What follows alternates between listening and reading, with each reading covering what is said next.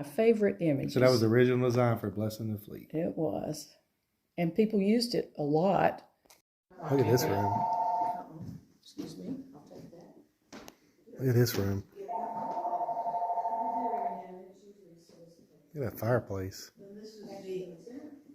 This is the other line. It was, these panels Bill salvaged from Charleston, and we think that it was either a boys' school or a boys' home. See, this one says 16 and this one says 18. Look at this And stuff. I think that was early 1900s. The collage. Somebody left There was some down on that other wing. Look at this fireplace and these dishes. Bill's bedroom here?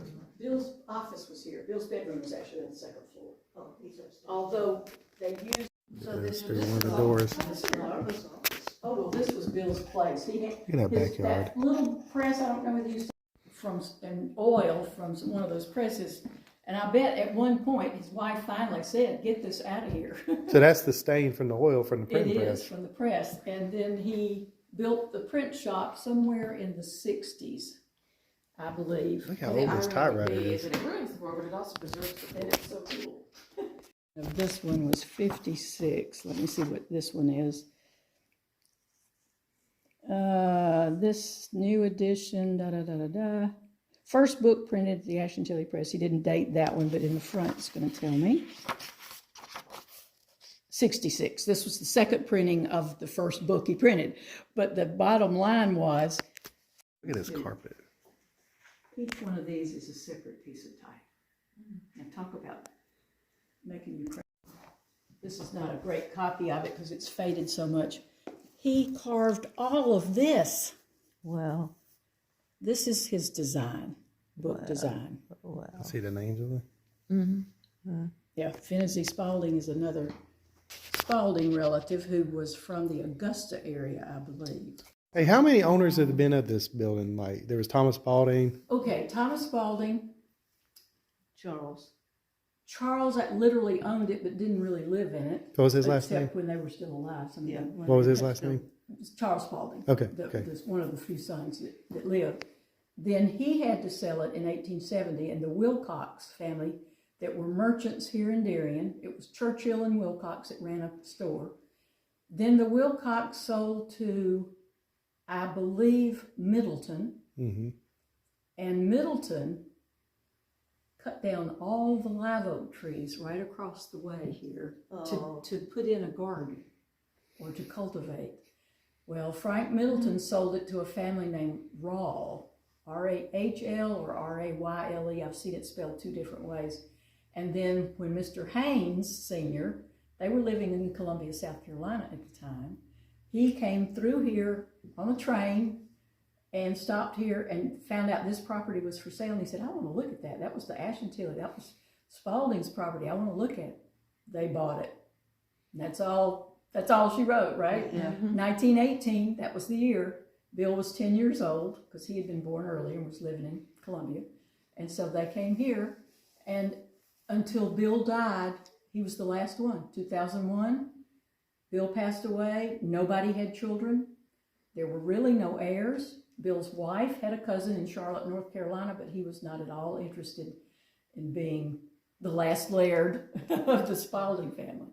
So, and really the Hayneses were not related, so I can't even say that. Yeah. But Bill and his sister were quite smart because in 1993, they set up Ashantilly Center as a 501c3 nonprofit. Oh, okay. And that way Be preserved. Yes, and they got an easement to live in the house until they both died, which they did, of course. And then the first boards, their task was monumental because the stuff here was just a huge amount of stuff. I wasn't on the board until 2005 or 6. So anyway, they just had a lot of stuff. There was a lot to go through. But at the time, the family still knew people all over Georgia, and they got a lot of money.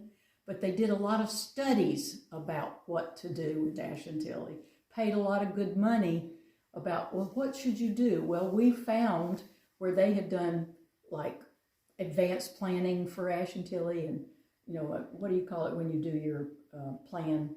Master plan. No, not a master plan, but at any rate, this group had set out that here's what you need to do. we were already doing. Like fix the building, That's fix it. the exterior, fix the roofs, Yeah, have that's- educational programming, which we have, and pay attention to the environment, because that was the other thing Bill Haynes was very, very adamant about. He was the one person who found out the Corps of Engineers, he wasn't the first one to know it, but he found out the Corps of Engineers wanted to start digging out the Altamaha River. Yeah. And I've seen this newspaper article and it was mind blowing. They wanted to have barges go up the Altamaha, go over toward Macon, following the rivers that flow over that way, and then down to the either Flint or Chattahoochee, and go to the Gulf.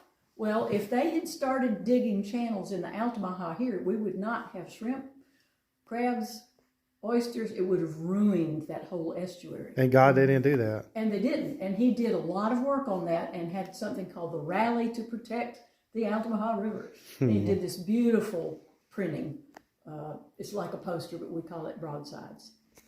After Bill's wife died in the 70s, 74, Bill just was devastated. She was his muse. She was the one that invigorated his creative ideas.